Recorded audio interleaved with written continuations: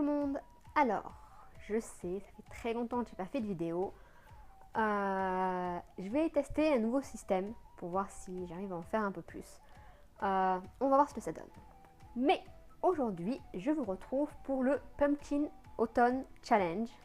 En fait, je regarde là parce que je sais, là qu'il y a mes notes. Que j'ai vu passer sur pas mal de chaînes. Je vous mettrai par ici la vidéo de la créatrice. Et du coup, ce challenge me tentait bien. Ça fait longtemps que j'en ai pas fait. Mais là, pour l'automne, ça redonne un petit coup de fouet. Et surtout, j'avais envie de sortir de ma palle des livres que j'aurais pas forcément sortis sinon. Du coup, je me suis dit que c'était une bonne idée. Voilà, pour sortir des livres en plus.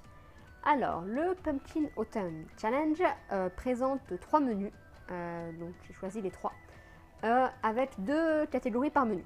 Donc, le but, c'est de choisir 1 ou 2 ou 3 livres par catégorie. Donc, j'ai tout noté là-dessus. Je vous montre. Et j'ai tout écrit. Donc, le premier menu, c'est Automne frissonnant. Et la première catégorie, c'est Hurlant dans les bois. Donc, il faut quelque chose qui fait peur. Alors, du coup, qui fait peur? J'ai sorti Doomake de Stephen King. C'est un des Stephen King que j'ai pas lu. Il n'y en a pas tant que ça. Ça fait un petit moment que je l'ai dans ma palle. Je crois que je l'avais acheté d'occasion. Tout vieux. Dans un parc peut-être chez moi, il y a des livres qu'on peut acheter. Voilà, alors bon, le résumé dit pas grand chose, mais c'est Stephen King, donc ça va faire un peu peur. Et ça va être bien, forcément. Ensuite, toujours dans la même catégorie, j'ai prévu Les Contes macabres d'Edgar Allan Poe et illustré par Benjamin Lacombe. Donc en fait, si j'ai le livre, c'est pas pour Edgar Allan Poe, c'était pour Benjamin Lacombe. J'ai déjà 2-3 livres de cet illustrateur. Et vraiment, voilà, les illustrations sont splendides. Je vais essayer d'en trouver une pour vous montrer. Il y a partout un petit chat. Ça va bien, c'est calme. Voilà. Donc c'est pareil, c'est un livre que j'aurais sûrement pas sorti de ma palle très vite. Surtout parce que il va pas être facile à amener dans mon sac à main. Hein, vous êtes d'accord, hein, un peu grand. Donc il faudra que je le lise à la maison. Mais voilà, je me suis dit que ça pouvait être l'occasion de le lire. Et alors en plus, c'est pas une seule histoire, c'est un recueil de nouvelles. Donc du coup, voilà, c'est plus facile à lire à la maison. Il y a une petite nouvelle par-ci par-là. Donc voilà, j'aimerais bien le caler dans le challenge. Ensuite, on passe à la deuxième partie du menu Automne frissonnant, qui est la crypte des morts vivants. Donc il nous faut des morts vivants. Alors, pour les morts vivants, j'ai prévu de lire Even Dancing Feel You Love de Mathieu Libé aux éditions du Chat Noir. Alors j'avais déjà commencé, il y a une époque, le marque-page était toujours là, voilà, j'en étais là. Alors je sais plus pourquoi je m'étais arrêtée, pas parce que ça me plaisait pas, mais je sais pas, il se passait quelque chose et je dû m'arrêter. Et après je l'ai pas repris, ça arrive de temps en temps. Donc voilà, du coup je me suis dit que comme j'avais bien aimé quand même la première partie, c'était bête de pas continuer. Donc bien sûr je relirai le début parce que ça fait quand même quelques années que je l'avais commencé, donc je me souviens pas de tout. Et voilà, du coup ça serait une bonne occasion de le finir. Ensuite, j'ai prévu le 3e tome des Larmes Rouges de Georgia Caldera. Alors là en fait je vous montre, c'est le tome 2. Parce que j'ai pas encore le tome 3. Je l'ai précommandé au Chat Noir, mais il n'arrivera pas tout de suite. Il devrait arriver fin octobre peut-être. Voilà, donc le Chat Noir en fait édite les Larmes Rouges en édition collector. Et encore une fois, voilà, c'est un 3e tome. C'est des livres magnifiques, très vraiment travaillés à l'intérieur, avec quelques illustrations aussi de l'auteur, me semble-t-il. Pour le tome 1, je suis sûre que c'était les illustrations de l'auteur. Le tome 2, je pense aussi, parce que c'est bien le même genre. Bien sûr, je ne vais pas en retrouver. Ne bougez pas, ne bougez pas, ne bougez pas, ne bougez pas. Ah, là. Voilà. Là. Donc voilà. Et en plus, pour une fois, ça me permettra de lire le livre, celui-ci, parce qu'en fait le tome 1 et celui-ci, donc les éditions collector, moi je les ai lus un en poche et un en grand format, mais pas, voilà, pas dans ces éditions-là, parce que je les achète pour les avoir dans la bibliothèque, mais encore une fois ils sont tellement beaux que je n'ose pas les lire. Plus les livres sont beaux, moins je les lis. C'est bizarre. Donc voilà pour les 2 livres de l'automne frissonnant. Ensuite, nous passons au menu automne douceur de vivre, plus cocooning, avec Creepy Spooky Halloween. Donc là, l'idée c'était des livres qui faisaient un peu peur, mais pas trop. Du coup, j'ai sorti Alchimie de Beth Fantastay. Je suis pas sûre que ça se prononce comme ça, mais l'idée y est. Aux éditions MSK. Une réécriture de Frankenstein, d'après ce que j'ai pu plus ou moins comprendre du résumé. Voilà, c'est pareil, c'est un moment de gelée. C'est l'auteur, en fait, c'est parce que c'est l'auteur de Comment se débarrasser d'un vampire amoureux, que j'avais beaucoup aimé. C'est un diptyque, me semble-t-il. Voilà, donc je me suis dit, comme j'aimais bien l'auteur, c'était voilà, c'est un tout petit peu peur, mais juste ce qu'il faut. Et dans cette catégorie-là, j'ai aussi pris une anthologie de nouvelles, donc qui est Vampire malgré lui, qui était paru aux éditions du Chicago, voilà c'est ça, que j'avais reçu en cadeau dans une commande aux éditions du Chicago. Voilà, donc pareil, il y a pas mal de...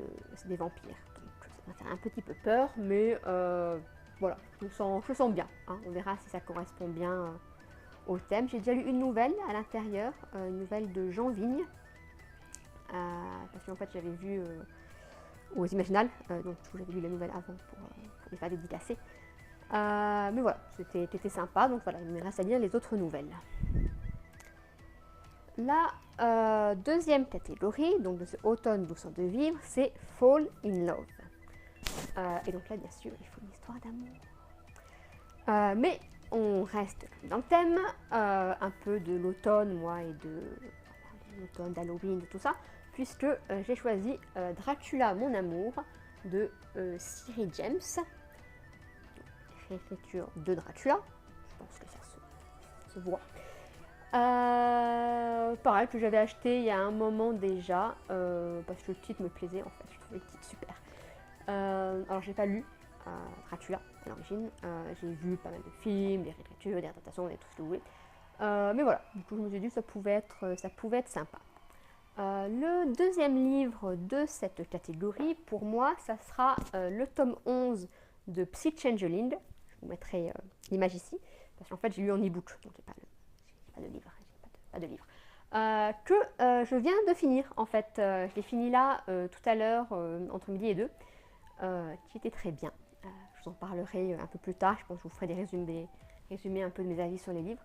Donc voilà, c'est pareil, ça rentrait bien dans la catégorie, puisque c'était une histoire d'amour, avec ce coup-ci de loup-garou. Enfin, ça s'appelle pas des loups-garous dans le livre, ça s'appelle des changelins. Mais bon, c'est des loups-garous, c'est des gens qui se transforment en loups, donc c'est des loups-garous.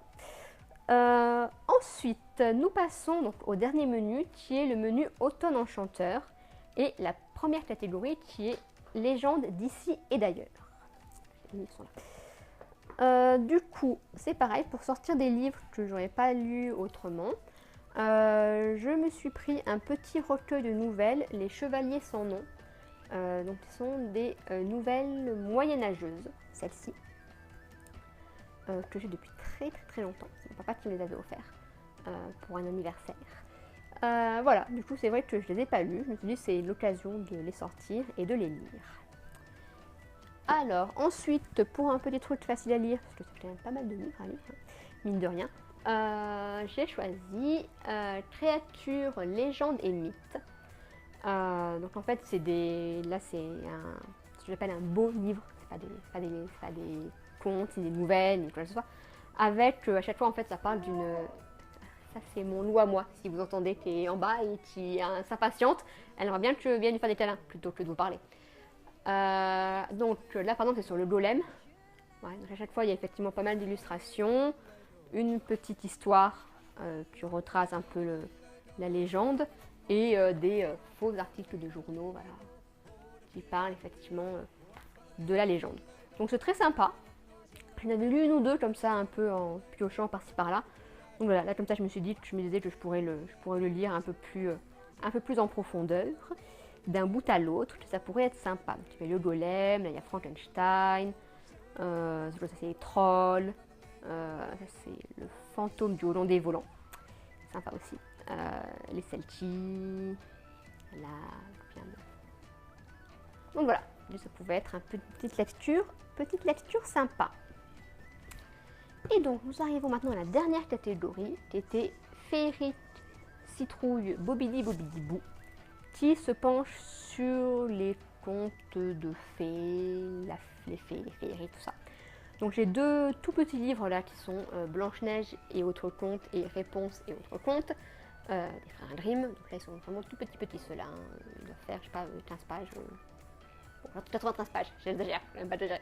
Voilà, mais pareil, je me suis dit que ça pouvait être sympa. Il y a pas mal de contes que je connais, mais une petite relecture, ça fait jamais de mal. J'ai sorti aussi Ce dont rêvent les ombres de Hilda Alonso au Chat Noir, qui parle effectivement de fées. C'est ça, de fées. J'avais un doute. Donc, qui parle de fées. Donc voilà, les fées, contes de fées, tout ça, ça m'inspirait bien.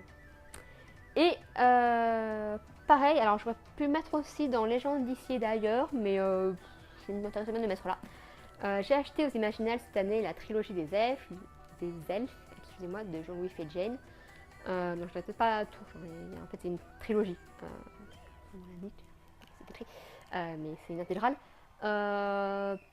Donc voilà, c'est pareil, c'est une réécriture du mythe arthurien, mais avec des elfes, d'après ce que j'ai pu lire. Donc voilà, ça fait un moment, pareil, depuis les Imaginales, je veux le commencer. Donc voilà, je me suis dit que comme ça, je pourrais le commencer. Ça sera le bon moment. Voilà, et ben merci de m'avoir écouté tout ce temps. Hein, et puis j'espère vraiment vous retrouver très vite pour vous dire ce que j'ai pensé de tous ces livres. Ciao ciao!